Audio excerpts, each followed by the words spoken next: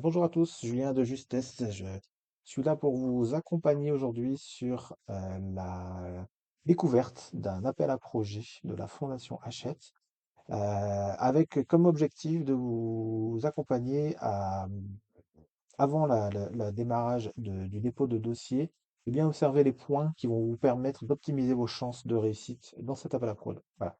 Donc, pour faire simple, la Fondation Hachette fait et lance un appel à projet tous les ans autour de la lecture, donc qui est ouvert actuellement et jusqu'au 14 février. Vous pouvez retrouver ce, cet appel à projet dans le lien ici, fondationhachette.com. Avant de commencer à rédiger le projet, je vais vous donner quelques conseils qui vont vous permettre voilà, de sortir un petit peu du lot et en tout cas de réfléchir de manière stratégique le dépôt de votre projet. Je ne vais pas revenir sur les critères d'éligibilité qui sont tout à fait notés ici et dans le règlement que vous pourrez télécharger dans l'appel à projet, en tout cas qui sont, voilà, qui sont présents sur le site. Donc ça, je vous laisse vérifier vous-même ces critères et je vous laisse vérifier bien entendu que votre projet correspond bien aux critères d'éligibilité en termes de contenu de la fondation, c'est-à-dire que vous êtes une association qui a un impact sur les enjeux de la lecture. Voilà. Donc moi, je vais plutôt vous préconiser plusieurs choses. Qu'est-ce qu'il faut qu'on vous regardiez avant de pouvoir déposer votre dossier? La première chose, avant même de déposer le dossier, je vous conseille de regarder les projets qui ont été déposés les années d'avant. Notamment ici, sur cet onglet, il y a les projets qui ont été financés par 2024. Pour vous donner plusieurs indications, la première, qui sont les structures qui ont été lauréates? Est-ce que ce sont des structures comme l'a fait par exemple ici, qui sont des structures implantées un peu partout en France avec des antennes plutôt locales, donc des plutôt grosses associations qui ont vraiment un gros impact sur le territoire, donc des projets avec une forte valeur ajoutée, un fort impact, ou des plus petites structures. Alors je ne connais pas forcément toutes les structures, bien entendu, qui sont présentes dans ces appels à projets, mais des structures un peu plus petites qui, eux, font plutôt des projets innovants, puisque l'angle d'attaque de cet appel à projet, selon moi, il y a deux axes principaux qui sont indiqués. Soit la question de l'innovation, donc avoir un projet innovant émergent, ou soit avoir un projet dans lequel il y a un gros impact et sur lequel vous avez des possibilités d'essaimage et de transfert, puisque vous êtes une grosse structure. Voilà. Donc, je vous conseille de regarder, on va pas le faire forcément tous ensemble aujourd'hui, mais je vous conseille de regarder les appels à projets, en tout cas les projets qui ont été les projets retenus en 2024, mais aussi ceux des années d'avant.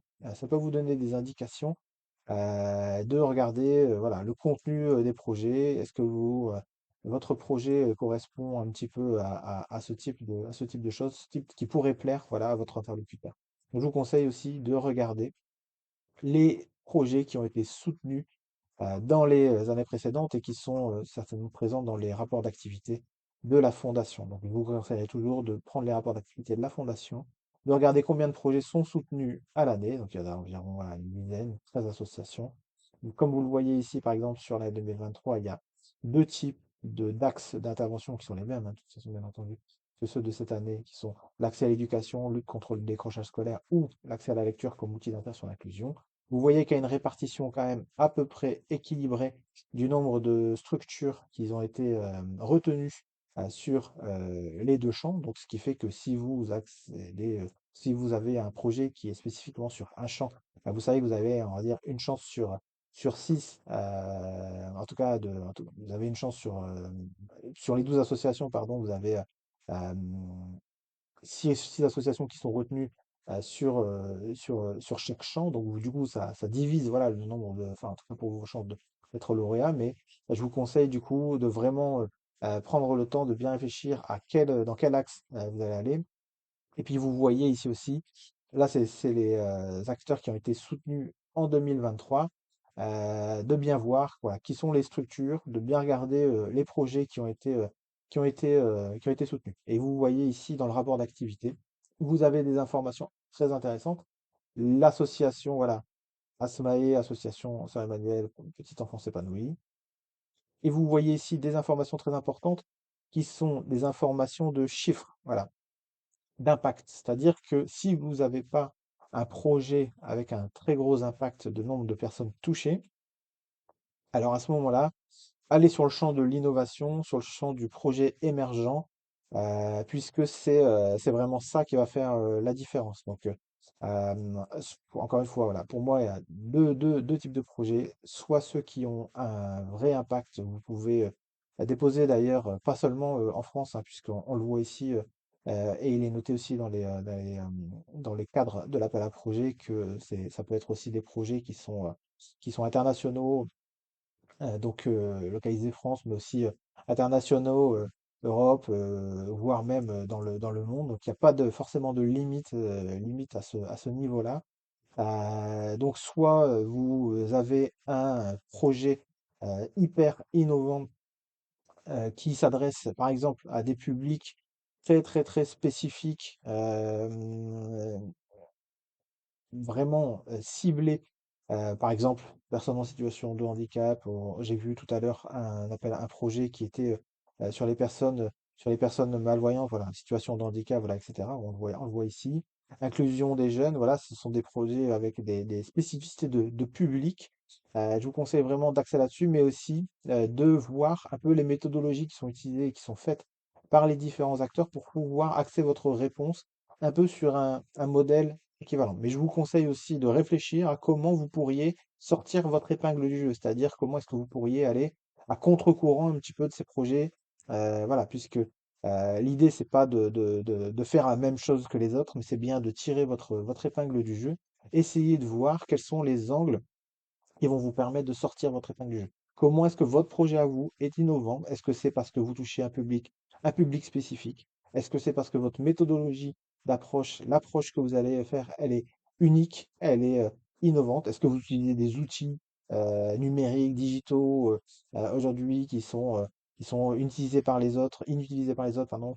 Voilà. Ou est-ce que vous travaillez avec un grand nombre d'acteurs sur le territoire dans des consortiums ou dans des groupements qui sont hyper innovants?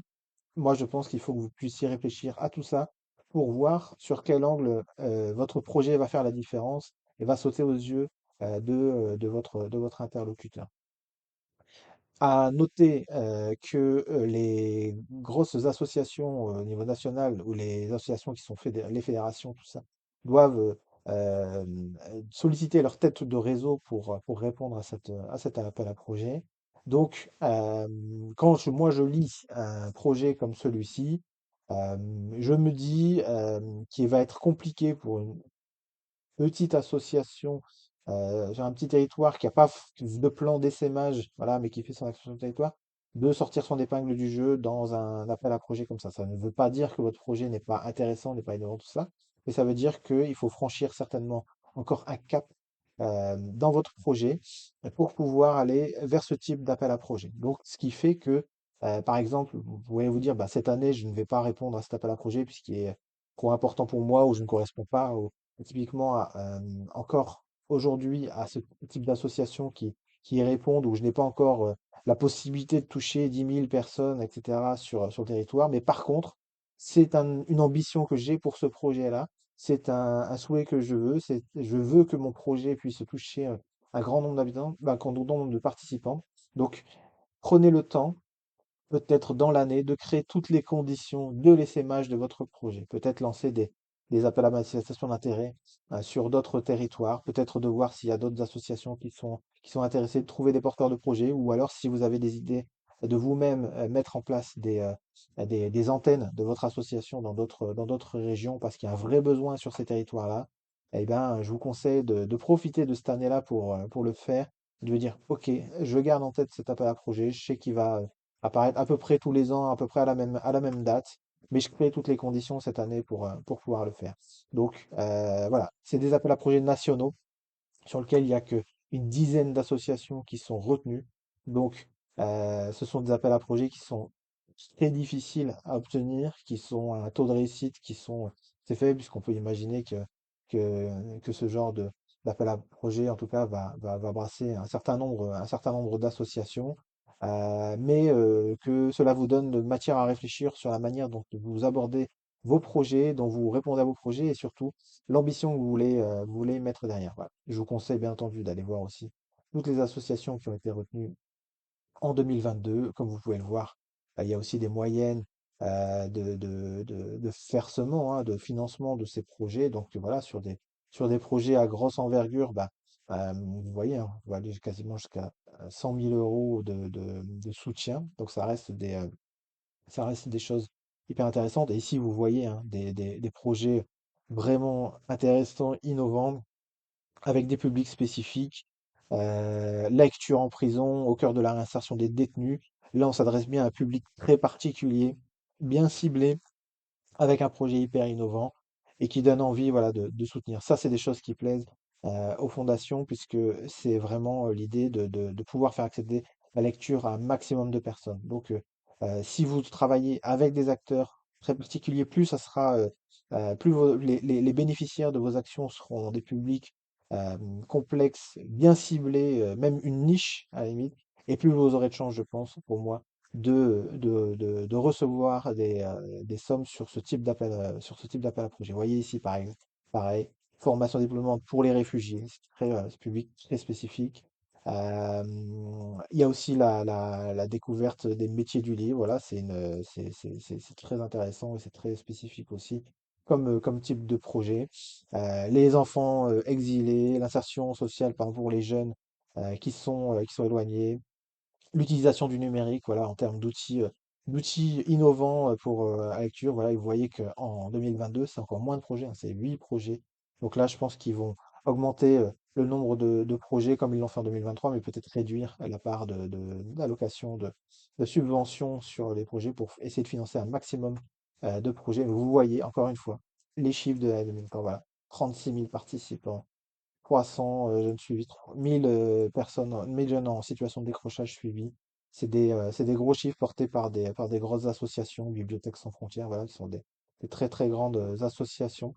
Voilà, donc si vous souhaitez répondre à ce type d'appel à projet-là, et avant de cliquer sur les, euh, les dossiers, déposer un dossier, je vous conseille vivement de regarder ces anciens appels à projets.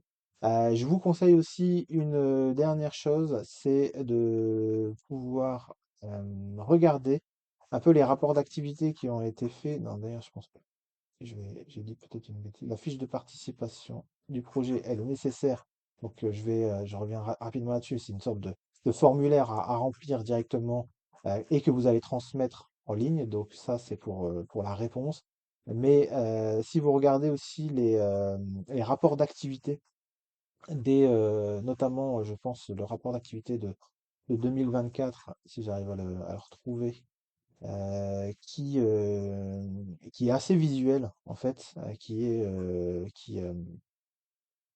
a des petits dessins, des choses comme ça qui sont mises. Voilà, télécharger le rapport annuel 2024.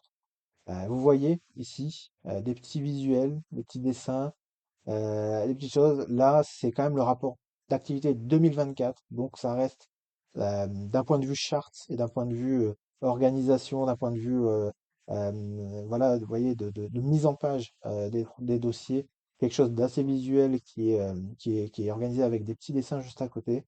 Je vous conseille, si vous avez la possibilité aussi, d'y ajouter dans un dossier, en tout cas annexe, puisque vous pouvez toujours, bien sûr, déposer votre dossier à partir de la fiche de participation, mais dans le formulaire qui est ici à joindre, vous avez un petit bouton ici pour choisir des annexes éventuelles. Ce sont des pièces facultatives, donc qui ne sont pas obligatoires, mais qui peuvent faire la différence.